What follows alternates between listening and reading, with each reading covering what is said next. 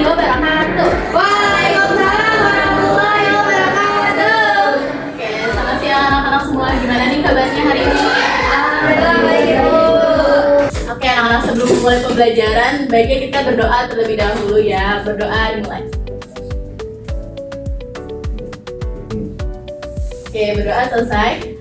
Oke, sebelum kita mulai pembelajaran, boleh nih dicek ada sampah nggak ya di samping kalian yang ada juga ya? Ada. Oke, di sini teman-temannya ada yang nggak hadir nggak? Apa hadir semua ya? Hadir semua, Ibu. Oke, sebelum memulai pembelajaran, Ibu mau bertanya kabar kalian dalam satu kata. Jadi misalnya dari Kamila, kamu misalnya kabar hari ini gimana? Misalnya alhamdulillah, satu kata aja kayak ngegambarin hari ini gimana, terus selanjutnya, tapi nggak boleh sama. Oke. Jadi kata-kata itu harus beda. Oke, boleh dari Kamila, gimana kabar hari ini? Selanjutnya Aura. Selanjutnya aja. Ada? Semangat. Selanjutnya Cici. Mantap. Sama. Boleh sama. Ya, oke. Selanjutnya. Selamat. Selanjutnya. Iya. Boleh Q. Top. Boleh L. Baik. Selanjutnya. Boleh. Keren. Udah, Oh, udah. sukses. Oke, selanjutnya ada Pak. Culture, Bu. Ayo Aldo. Oke lah. Oke, selanjutnya Ibu pengen kasih tahu apa sih tujuan pembelajaran hari ini. Jadi tujuan pembelajaran hari ini adalah untuk mengasah kemampuan anak-anak dalam membuat laporan yang tentunya akan diaplikasikan di lingkungan kerja, organisasi, dan sebagainya. Selanjutnya langsung mulai.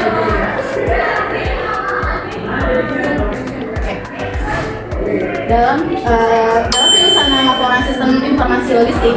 Nah, kalian kan udah familiar nih pasti sama laporan. Menurut kalian dalam penyusunan laporan itu bagaimana sih yang paling membutuhkan waktu? Boleh di raise hand. Oke, Giselle. Bagian yang biasanya paling makan waktu dalam penyusunan laporan itu adalah pengumpulan dan pengolahan data karena memerlukan ketelitian untuk memastikan data yang digunakan akurat, lengkap, dan relevan. Oke, selanjutnya Ibu ingin menjelaskan terkait apa sih penyusunan laporan sistem informasi logistik itu. Jadi, penyusunan laporan sistem informasi logistik adalah proses pengumpulan, pengolahan, analisis, dan penyajian data logistik secara sistematis menggunakan sistem informasi untuk mendukung pengambilan keputusan, pengendalian persediaan, distribusi, serta evaluasi kinerja logistik. Jadi, laporan ini juga berfungsi sebagai sumber informasi yang akurat, tepat, dan dapat dipertanggungjawabkan. Oke, selanjutnya di sini ada fungsi dan komponen dari laporan sistem informasi logistik. Yang pertama ada fungsi informasi, yaitu adalah menyediakan data logistik yang akurat dan terkini. Lalu selanjutnya ada fungsi pengendalian, yaitu membantu memantau persediaan, distribusi, dan penggunaan barang. Lalu selanjutnya ada fungsi pengambilan keputusan, yaitu adalah mendukung manajemen dalam menentukan kebijakan logistik. Lalu selanjutnya ada fungsi evaluasi, yaitu menilai efektivitas dan efisiensi proses logistik. Lalu yang terakhir ada fungsi perencanaan, yaitu menjadi dasar dalam penyusunan strategi dan kebutuhan logistik di masa yang akan datang. Oke, selanjutnya ada komponen-komponennya. Yang pertama itu adalah data masukan atau input, yaitu seperti data persediaan, pengadaan, distribusi, dan penggunaan barang.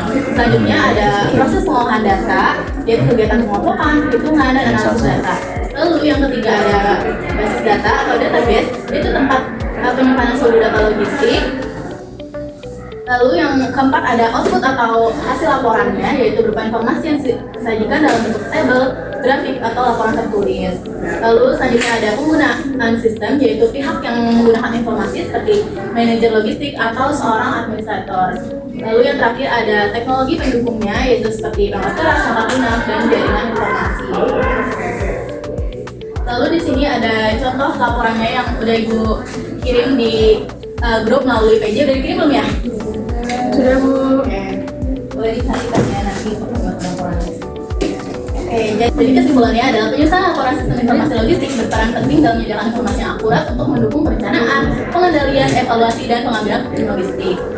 Jadi perlu dilakukan pembaruan data secara berkala, penggunaan sistem yang terintegrasi, serta evaluasi rutin agar laporan yang dihasilkan lebih efektif dan akurat.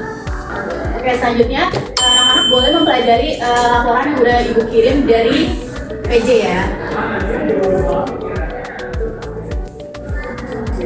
Dan ibu juga sudah mengirimkan LKPD yang akan dikerjakan masing-masing individu melalui Jidok. Efisien gitu bisa dikerjakan di mana aja laporannya. Boleh ya dibaca terlebih dahulu. Ibu kasih waktu 10 menit.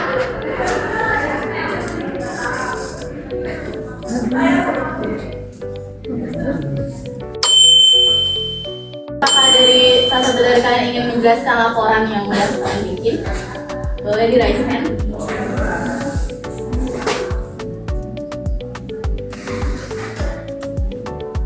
Boleh, Calja? Boleh di. Jadi laporan dari sistem informasi logistik di sini latar belakangnya itu ada sekolah mengalami kendala dalam pengelolaan persediaan alat tulis dan perlengkapan laboratorium komputer karena pencatatan masih dilakukan secara manual. Kondisi ini menyebabkan sering terjadinya ketidaksesuaian antara data pada laporan dengan jumlah stok fisik di gudang. Selanjutnya identifikasi masalahnya. Yang pertama ada pencatatan barang masuk dan keluar dilakukan secara manual sehingga rawan dengan error. Yang kedua, data stok pada laporan sering tidak sesuai dengan kondisi fisik di gudang. Yang ketiga, proses pemantauan ketersediaan barang memakan waktu lama. Yang keempat, sulit melakukan rekapitulasi dan evaluasi persediaan secara berkala. Nah, di sini ada solusi yang diterapkan itu sekolah bisa menerapkan sistem informasi logistik berbasis digital untuk pencatatan data barang masuk, barang keluar, dan stok secara otomatis dan terintegrasi. Lalu sistem ini juga bisa menyusun laporan logistik secara real-time sehingga memudahkan pemantauan ketersediaan barang. Terus di sini ada contoh rekapitulasi data persediaan barang hasil pencatatan sistem informasi logistik untuk periode berjalannya. Dan lalu dari hasil evaluasinya itu dalam akurasi data stok sebelumnya itu kan sering tidak sesuai. Nah, setelah ada sistem ini tuh jadi lebih sesuai dengan kondisi fisik. Lalu kayak waktu pencatatan itu sebelumnya lama karena dikerjakan secara manual. Setelah dilakukan ada sistem ini sih jadi lebih cepat karena dilakukan secara digital ya. Terus bisa ada pemantauan yang tadinya sulit dipantau jadi dipantau lebih mudah dipantau secara real time. Terus yang terakhir dari resiko kesalahan. Sebelumnya itu resiko kesalahannya sangat tinggi dan sesudahnya itu dapat menurunkan resiko kesalahan. Nah, jadi kesimpulannya, penerapan sistem informasi logistik ini terbukti membantu sekolah dalam memantau ketersediaan barang secara lebih akurat, mengurangi kesalahan pencatatan dan meningkatkan efisiensi pengelolaan persediaan alat tulis dan perlengkapan laboratorium. Terima kasih. Oke, terima kasih Calca atas presentasinya. Boleh nih tepuk tangan untuk temennya. Kalau seperti itu bagus banget Calca untuk penyampaian materi juga sudah cukup jelas, terstruktur dan menggunakan pengalaman yang baik pada penyusunan laporan sistem informasi logistik. Oke, jadi ibu di sini ingin menyampaikan refleksi untuk pembelajaran hari ini. Jadi pembelajaran mengenai penyusunan laporan sistem informasi logistik memberikan pemahaman tentang pentingnya pengelolaan dan penyajian data yang akurat, sistematis, dan efektif untuk mendukung pengambilan keputusan dalam kegiatan logistik. Oke, selanjutnya, apakah ada kesan dan pesan untuk pembelajaran hari ini? Boleh siapa yang merespon? Silakan, Rachel. Boleh. Oke, di sini untuk pesannya itu dari aku, pembelajaran penyusunan laporan sistem logistik itu memberikan wawasan yang bermanfaat dan memahami mengenai pentingnya pengelolaan informasi dalam kegiatan logistik. Nah, untuk pesannya itu semoga pembelajaran selanjutnya dapat disertai dengan banyak contoh khusus dan praktis agar pemahaman menjadi lebih indah. Oke, baik. Terima kasih Rachel Nabila atas kesan dan pesannya.